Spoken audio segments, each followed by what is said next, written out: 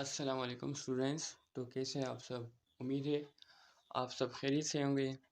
तो आज हम ई मार्किंग के पेपर के बारे में बात करेंगे कि ई मार्किंग के पेपर को कैसे सॉल्व करते हैं। तो वीडियो को गौर से देखें कि आपको पेपर एग्ज़ाम हॉल में कोई मुश्किल ना हो। तो वीडियो को स्टार्ट करते हैं। तो पहले हमारे पास एग्ज़ामिनेशन आता है।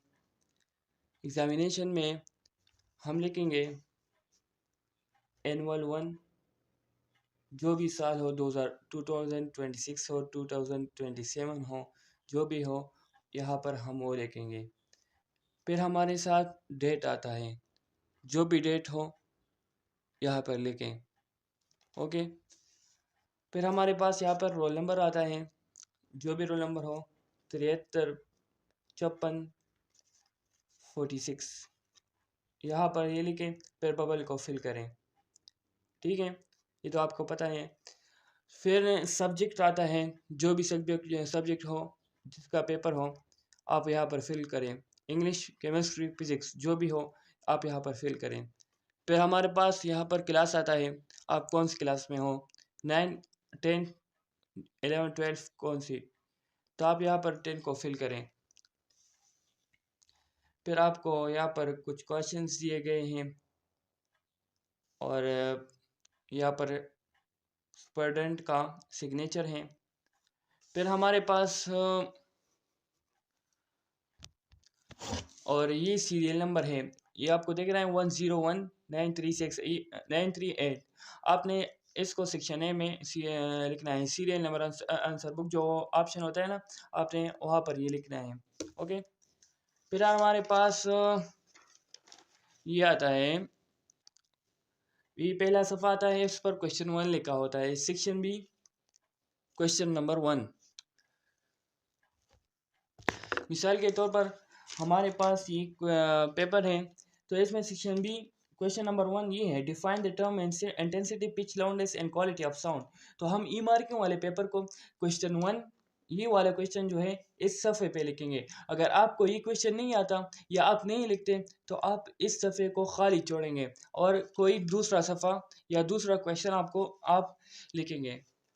अगर आपको ये क्वेश्चन नहीं आता तो आप क्वेश्चन नंबर ये सब आप खाली छोड़ेंगे और क्वेश्चन नंबर 2 आप लिखेंगे। मिसाल, calculate the speed of sound at temperature of 30 degree C. तो आप क्वेश्चन नंबर 2 को यहाँ पर स्टार्ट करेंगे। यहाँ पर बिल्कुल भी स्टार्ट नहीं करा, क्योंकि ई मार्किंग पेपर है तो आपका क्वेश्चन गलत होगा। आपने मखसूस सफ़े पर ये लिखना है। ओके।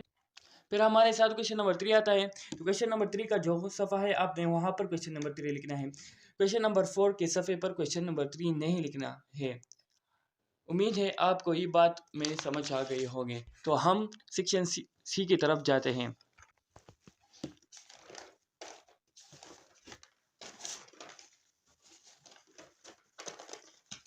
और एक और बात, हर क्वेश्चन के लिए आपको एक सफ़ा दिया होगा। एक इस सफ़े पे आपने वो पूरा क्वेश्चन लिखना है। किसी भी तरह आपने उस क्वेश्चन को यहाँ पर लिखना है। दूसरे पेज पर आपने नहीं जाना है, क्योंकि वो पेज जो है तो वो तो दूसरे क्वेश्चन के लिए मुख्तस किया गया है। ठीक है। तो फिर हमारे पास सेक्शन बी यहाँ पर ख़त्म होता है। आप देख रहे हैं क्वेश्चन नंबर 11 यहाँ पर ख़त्म हुआ। हमारे पास यहाँ पर सेक्शन सी स्टार्ट होता है। तो सेक्शन सी में आपको एक क्वेश्चन के लिए 3 फेजेस आपको गए होंगे। क्वेश्चन नंबर 12 है, तो इसमें 2 पार्ट्स होंगे, पार्ट ए पार्ट बी। तो 1 ऑफ 3 पेज 1 ऑफ 3। तो आपने जो भी पार्ट करना है यहाँ पर आपने पार्ट नंबर लिखना है, ए बी जो भी पार्ट हो। तो यहाँ पर ए है तो आप यहाँ पर ए लिखना है। तो एक ऐसे है, आपने ये लिखना है। अगर यहाँ पर हमारे पास दूसरा पेज है, पेज 2 ऑफ 3 एंड तीसरा पेज 3 ऑफ 3। तो ये क्वेश्चन नंबर 12 के दोनों पार्ट्स आपने यहाँ पर लिखने हैं। दोनों पार्ट्स के लिए आपको 3 पेजेस दिए गए होंगे। आपको यहाँ पर पार्ट दिया गया होगा। अगर ए अब यहाँ पर ख़त्म हुआ तो आपने बी स्टार्ट करना है और यहाँ पर बी लिखना है। आपने क्वेश्चन नंबर 12 आपने यहाँ पर लिखना है, पेज 3 ऑफ 3। फिर क्वेश्चन नंबर 13 आता है, उसके लिए भी 3 पेजेस दिए गए होंगे, दोनों पार्ट्स के लिए, पार्ट ए पार्ट बी। अगर आपको ये भी सेक्शन बी की तरह है, अगर आपको कोई क्वेश्चन नहीं आता तो आपने इस क्वेश्चन नंबर 13 को पूरे के पूरे पेजेस आपने खाली करने छोड़ने हैं, चाहे वो 1 ऑफ 3 हो, 2 ऑफ 3 हो या पेज ऑफ 3 ऑफ 3 हो, आपने 30 से 3 पेज को खाली छोड़ना है। फिर क्वेश्चन नंबर 14 आता है, इसके लिए भी 3 सफ़े हैं, 1 of 3, page 2 of 3, page 3 of 3।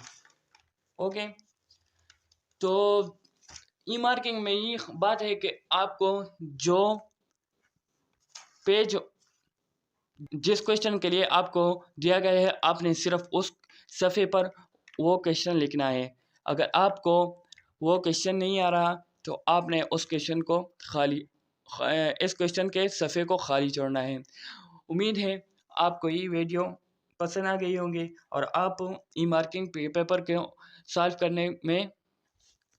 करने को समझ गए होंगे। तो नेक्स्ट वीडियो के लिए अल्लाह हाफिज़।